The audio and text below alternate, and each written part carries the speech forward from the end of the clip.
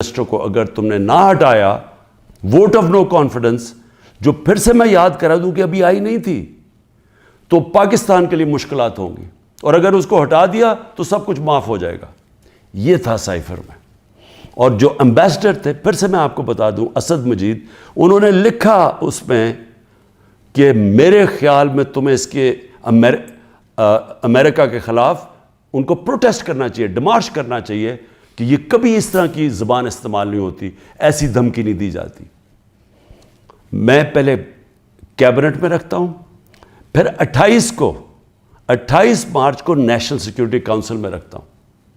اور وہ national security council میں سارے سروس چیف ہوتے ہیں۔ جنرل باجوہ تھے وہاں، ایئر چیف تھے ادھر، نیوی کے چیف تھے، جوائنٹ چیف آف سٹاف تھے، ہمارے ساری کیبنٹ کے سینئر ممبرز تھے،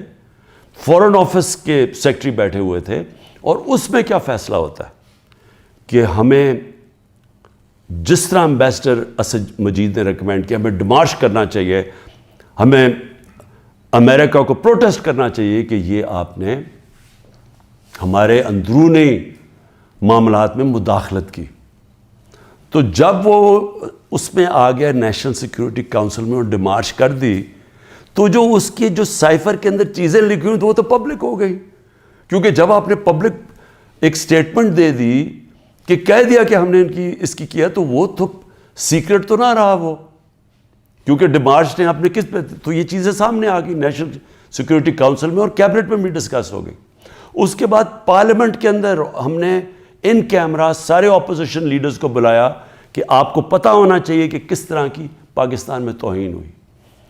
سارے اپوزیشن لیڈرز نے منع کر دیا جانے کا، کیونکہ یہ سارے حصہ تھے اس سازش کے۔ میں کوشش کر رہا ہوں کہ سارے ملک کو بتاؤ کہ قوم کی کتنی توہین ہوئی ہے، یہ منع کر دیتے ہیں۔ پھر پارلیمنٹ سے جو اسپیکر ہوتے ہیں وہ چیف جسٹس آف پاکستان کو بھیجتے ہیں، اور میں بھی انہیں کہتا ہوں کہ اس کے اوپر انکوائری کریں کہ یہ جو مداخلت ہوئی ہے اس کے اندر پتہ تو چلے کہ یہ ہوا کیا، کتنی بڑی سازش ہوئی ہے کہ سٹی گورنمنٹ کے اوپر، الیکٹڈ پرائم منسٹر کے اوپر دھمکی ملتی ہے، اور پھر اس کے گورنمنٹ گرانے کی پوری تیاریاں شروع ہو جاتی ہیں، لوگ بھاگنا شروع ہو جاتے ہیں، الائز چلے جاتے ہیں۔ اور یہ پیغام کس کو تھا؟ مجھے تو پتہ تھا پیغام کس کو ہے، جنرل باجوہ کے لیے پیغام دیا گیا تھا، کیونکہ اسی کے پاس پاور تھی نا گورنمنٹ گرانے کی، باقی تو کوئی پرائم منسٹر کو نہیں ہٹا سکتا تھا۔ تو اس کے بعد جب اور پھر کیبنٹ کے اندر ہم نے اس کو ڈی کلاسیفائی بھی کر دیا۔ تو مجھے ابھی تک یہ نہیں سمجھ آ رہی کہ ایف آئی اے چاہتی کیا ہے، کہ جب سائفر تو سیف، جس طرح ثناء اللہ نے کہا وہ فورن آفس میں پڑا ہے، وہ تو اس کے اوپر تو اس کا تو کسی کو پتہ ہی نہیں ہے جو سائفر کی کوڈ ہے۔